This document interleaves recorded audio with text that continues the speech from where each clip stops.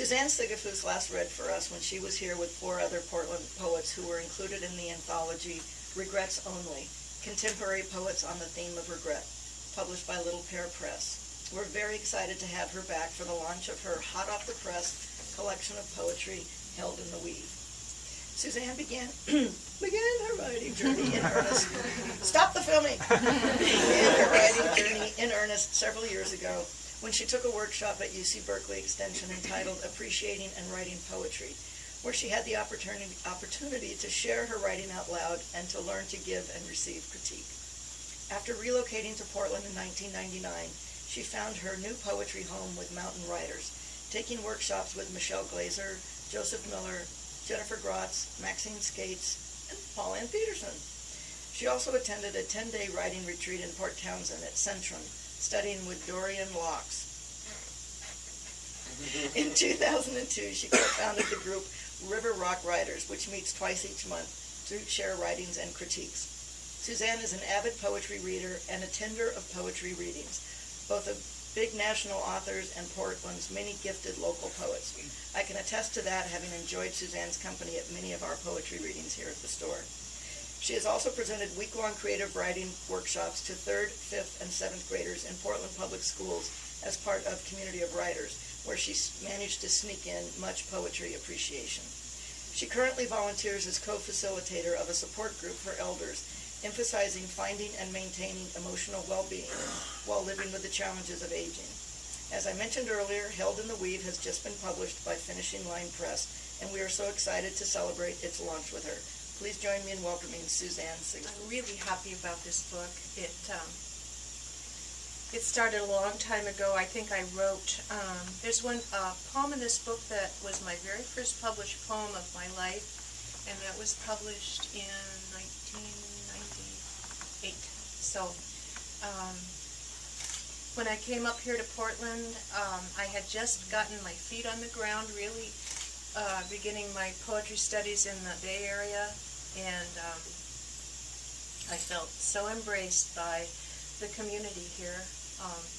As I said, or as Sally said, Mountain Writers was kind of my first writing home, and I took workshop after workshop after workshop, and I got next to these great people. And my writing group, we started in 2000, and we've been together ever since. We've just held each other accountable, and we've helped each other and saved each other a lot of time, giving each other wonderfully insightful critique. But you know what? I want to go back to a couple decades before I became more the I and I of poetry. I became more intense and more intentional with poetry. I was a stealth songwriter. And so tonight, just to give myself a little warm-up with the old pipes here, I thought I would share a little bits of a couple songs.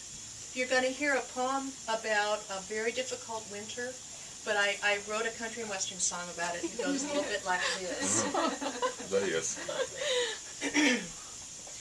I was stranded in Ohio in the winter with no lover, so I bought me some Sears flannel pajamas. They were light blue with dark piping. In that winter like no other, yes, I bought me some Sears flannel pajamas. Now gals gotta stay warm one way or the other, and we all know the other is mostly better. But my thermals and my mufflets were so loyal and so constant, and of course, there's my favorite sweater. My friends all tell me about their new loves, while I knit a pair of blue gloves in Ohio in the winter with no lover.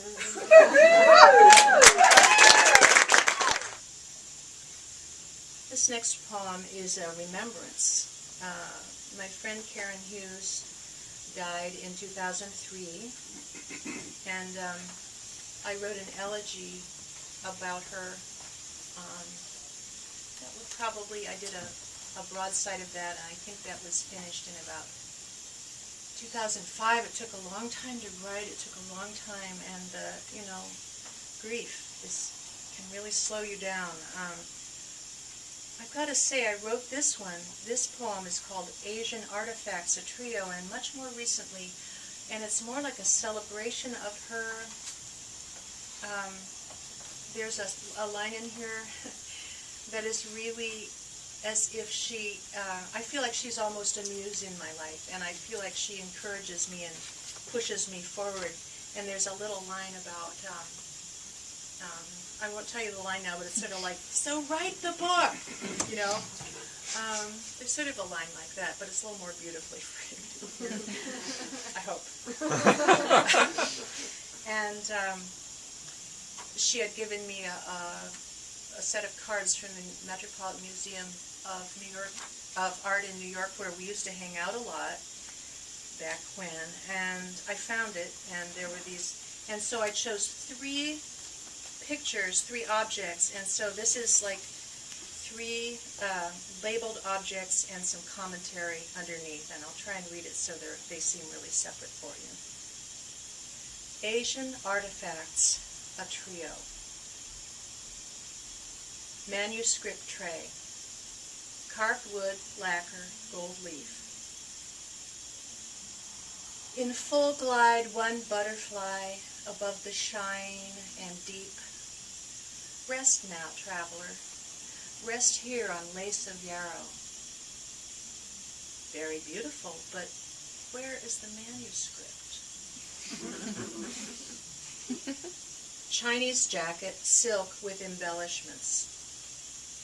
Laughing, she used to say, if you know where you're going, you'll know what to wear. I dream she is alive, wearing a jacket of low sheen silk in celadon green. As she turns to leave, embroidered butterflies play across the back and on the sleeves. Japanese woodcut print, study of butterflies. Their wing color is faint, swiped a century ago by sunlight. Insect bodies, modular, strung bead bodies, so fresh and black, she might have inked them earlier today, silent at her angled drawing board. 2 butterflies.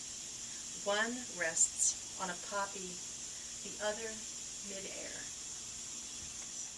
A lot of things were written a few years back about birth order in families. Did anybody else see that? And the significance of that. And that actually set off something else in me, which was like, what time of year you are born. Are you a spring baby? During those 6 to 8 formative weeks, what is your experience with light at that point? And I wrote this. Oh, and I'm an October child, so this is my story in a way. October's Forge.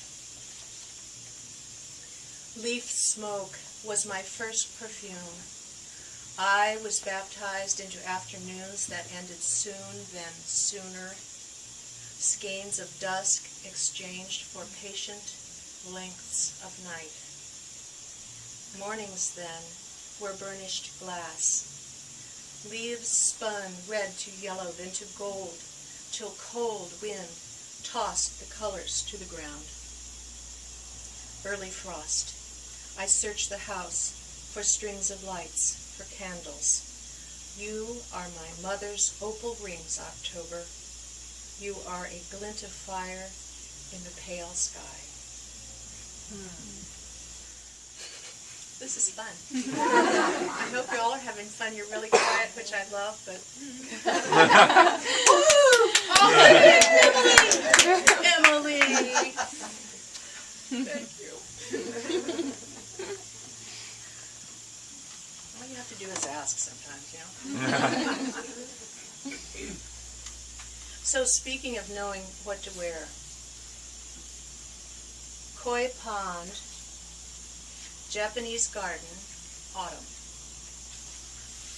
Wearing spills of purple ink, some stippled ivory and orange.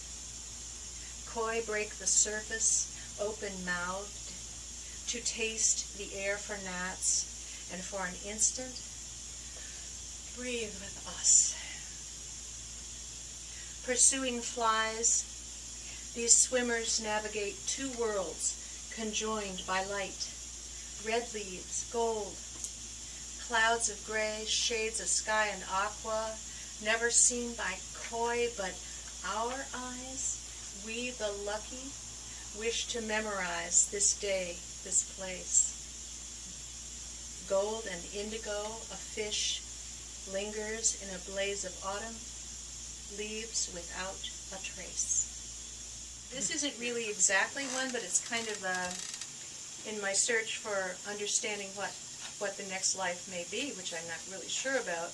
I thought I would at least write down a list of things that might be nice for my incarnations.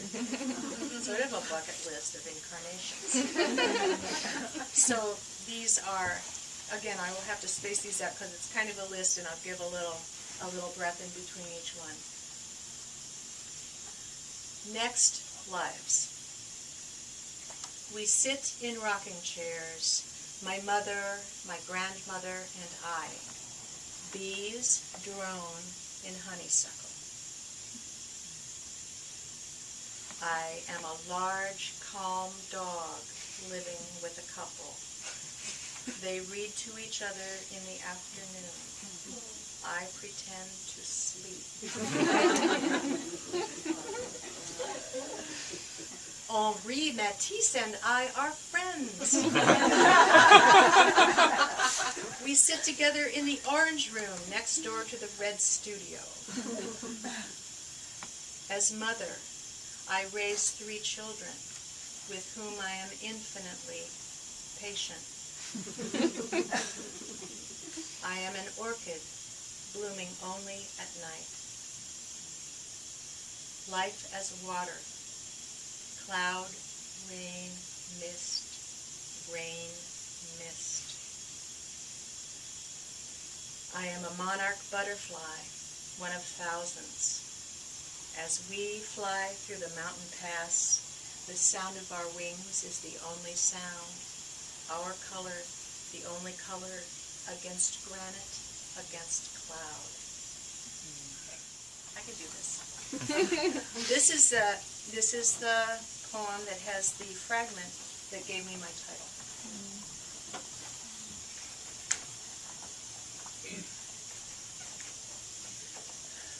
Darkness and salt.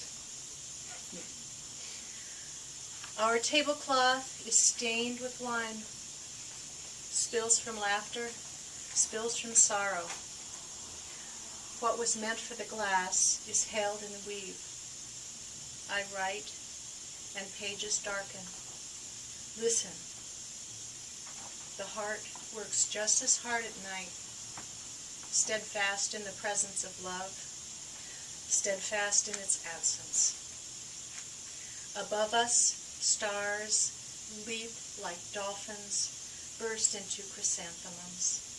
Stars pierce the sky, sharp and bright as salt. Thank you.